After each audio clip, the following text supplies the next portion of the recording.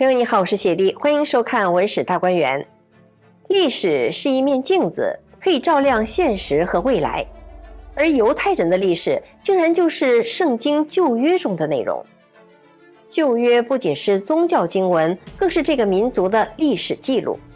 那么它会告诉我们什么呢？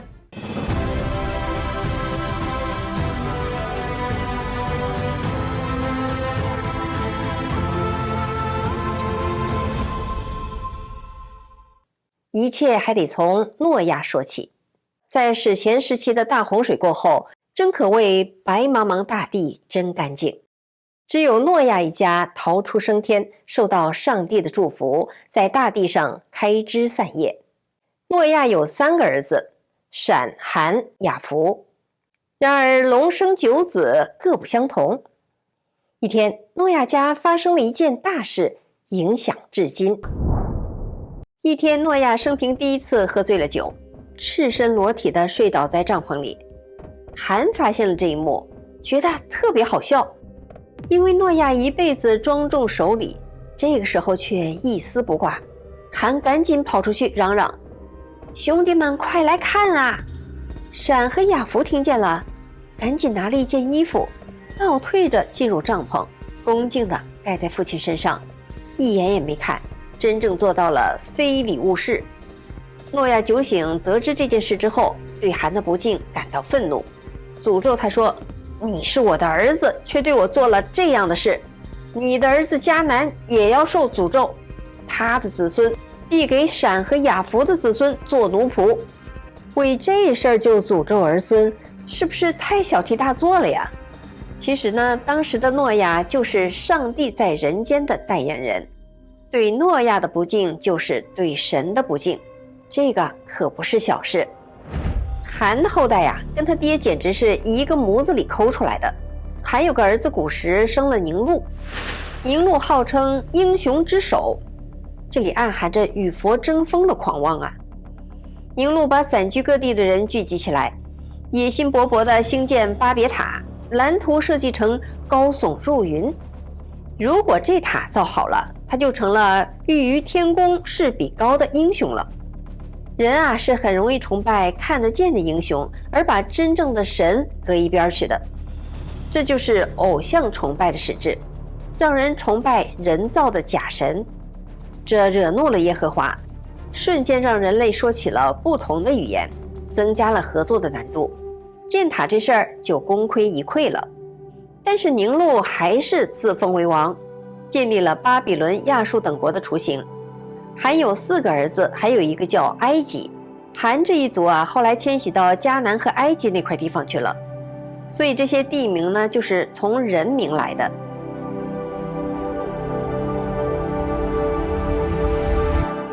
我们先说了含，但是主角是非礼勿视的闪。闪的后代里有一位叫亚伯兰，他很正直。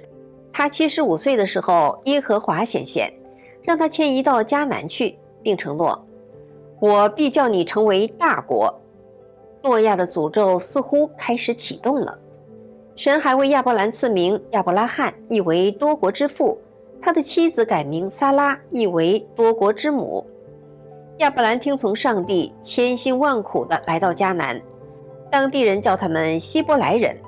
他们在这里牛羊成群，非常富足。但是到了85岁，亚伯兰还没有儿子，于是就娶了一个埃及使女为妾，生下了以实玛利。以实玛利啊，就是阿拉伯人的祖先。上帝的天使对这个孩子的预言是：为人必像野驴，他的手要攻打人，人的手也要攻打他。他必住在众弟兄的东边，后裔极其繁多，甚至不可胜数。这跟现在的情形是不是很吻合啊？亚伯兰99岁时，耶和华显现，告诉他，撒拉明年就会生个儿子了。结果在亚伯拉罕100岁，撒拉90岁的高龄，老两口居然真的生下了儿子以撒。这孩子长大成人后，一天天使传来上帝一个惊人的要求，让亚伯兰杀掉以撒献祭。亚伯兰敬畏神，二话不说就遵命照办。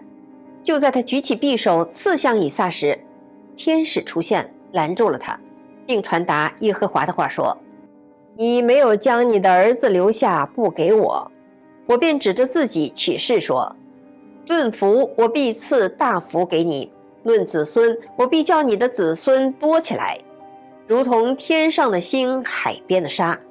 我要将你现在的寄居地，就是迦南全地，赐给你和你的后裔，永远为业。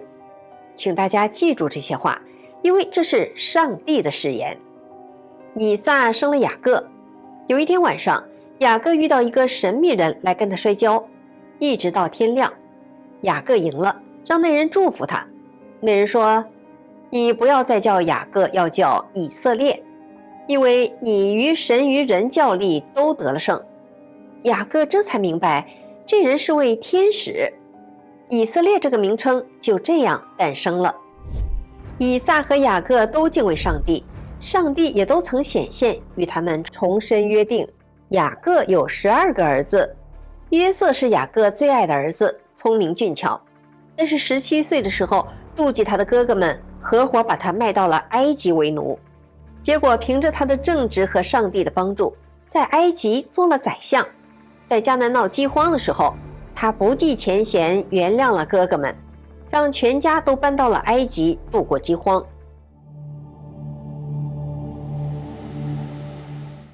以色列人就在埃及住下来，人数越来越多。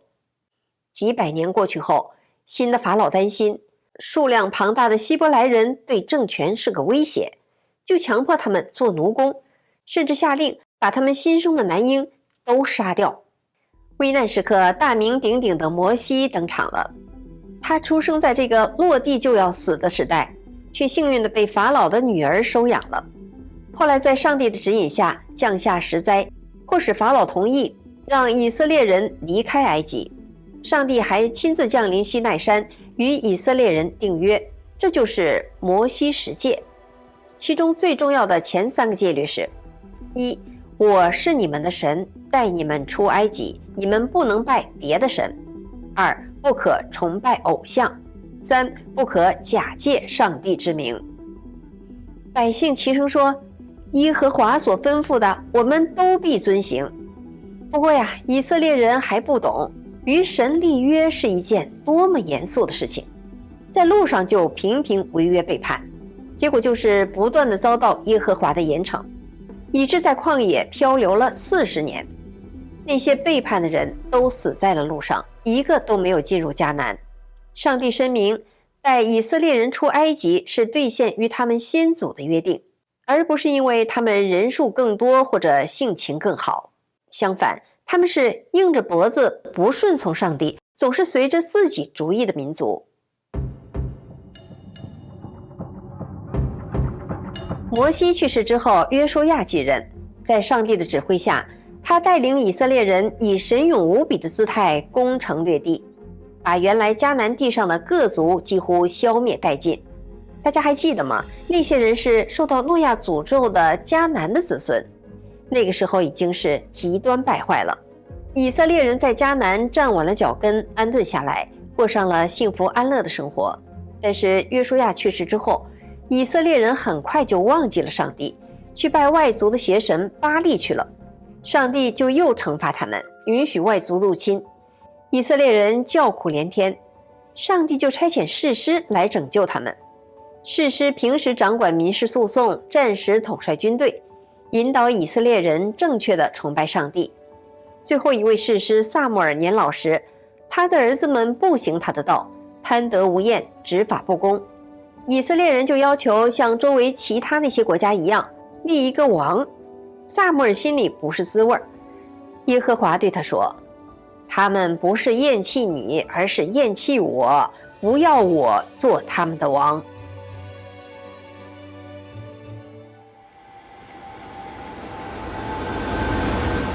耶和华通过士师撒母耳选择了英俊高大的扫罗，高立他成为以色列联合王国的第1任国王。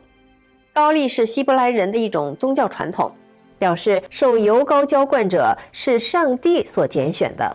扫罗一开始还挺得人心的，但是后来却接连犯下不敬上帝的罪过，使上帝后悔。下一位被高立为王的是年轻的牧羊人大卫。大卫对神非常虔诚，他不仅是勇士，还是音乐家和诗人。他留下了大量赞美上帝的诗篇，而耶稣就是大卫的后裔。大卫领导以色列人打跑了入侵者，还开疆拓土。大约在公元前1000年，他攻下了一个军事要塞，把它改名为耶路撒冷，意为和平之城。大卫去世之后，小儿子所罗门登基，他带领以色列迈入黄金时代，商业繁荣。他用了7年的时间建起了一座辉煌的圣殿，史称第一圣殿，把装有10诫石板的约柜供奉在此。可惜所罗门后来奢靡无度，还娶了700个美女，带来了各种外族的神。所罗门去世之后，以色列就分裂了，北部的10个支派联合起来建立了以色列王国，南部的2个支派形成犹大国，以耶路撒冷为首都。这2个国家彼此对立，国王们是坏的多，好的少。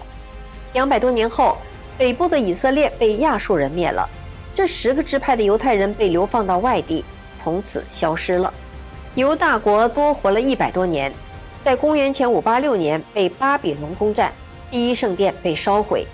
至此，犹太历史上第一圣殿时期结束。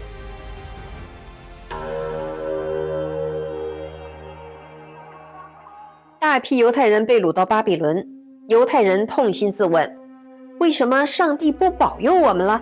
为什么是外邦人取得了胜利？实际上好几位先知都曾经预言到了这场灾难，在以色列人中大声疾呼。只是那些苦口良药被视为异端，先知们还受到迫害。巴比伦之囚的经历被认为是犹太历史上第一次大流散。犹太人终于开始反思，意识到这是上帝对他们罪恶的惩罚。但上帝不是遗弃，而是教训以色列人。先知耶利亚预言，以色列人将在70年后重返耶路撒冷。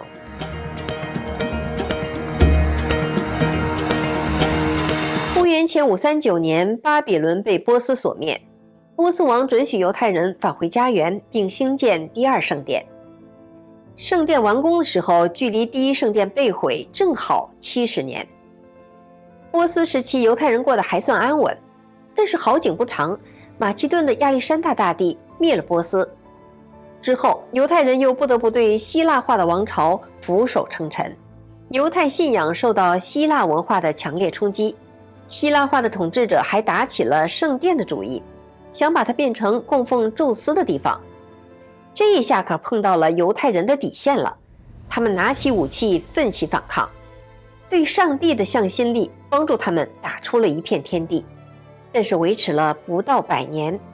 后来罗马人来了，凯撒大帝让希律王统治犹太地区。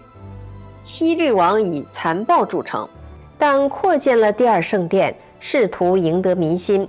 耶稣的诞生正是在希律王的时代。耶稣虽然行了很多神迹，但是按照犹太人一贯的理解能力，要承认他是耶和华的儿子还真是不太容易。何况祭司们也妒忌和惧怕耶稣的影响力，而且耶稣也并没有为自己辩护，因为他要为信他的人消除罪业。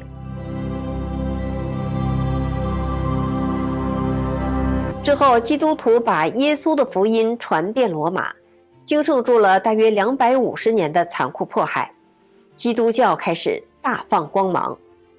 而这个时候，耶路撒冷的犹太人却开始了长达近2000年的厄运，这被认为是杀害耶稣的惩罚。公元66年，罗马总督的横征暴敛激发了犹太人的反抗，但被无情镇压，耶路撒冷几乎被夷为平地，圣殿被毁，只留下西墙，就是今天的哭墙。到公元135年，又一次犹太起义失败，近60万人被杀，剩下的以色列人被禁止进入耶路撒冷，从此开始了在世界各地的漂泊。这个时候支撑他们的唯有上帝的承诺，直到1948年犹太人复国。翻开犹太人的历史，不难发现，作为上帝拣选的子民，犹太人的思想行为公元前时期的兴衰更迭与世上其他民族并没有太大的区别，但他们随后竟然能走过近2000年的漂泊与种族灭绝式的迫害，这其中有什么原因呢？因为上帝一直在兑现与他们祖先的约定，从来没有失约，而这个约可能和全人类有关。在犹太人等待万王之王的弥赛亚降临时，基督徒也在等待。释迦牟尼佛也常讲弥勒未来佛的到来。相比犹太人把耶稣钉在十字架的时代，今天的世界难道不更是对神的信仰丧失，各种假神充斥，天灾人祸不断吗？当各大宗教共同等待的万王之王弥赛亚降临时，谁会认得出他？谁又会是他拣选进入未来的羔羊呢？而犹太人的历史是不是给我们以启发？以巴宗教和土地的冲突，会不会是促使今天的人类全面反思的契机呢？欢迎您在节目下方发表您的看法。我是雪莉，感谢您收看《文史大观园》，我们下次节目再见。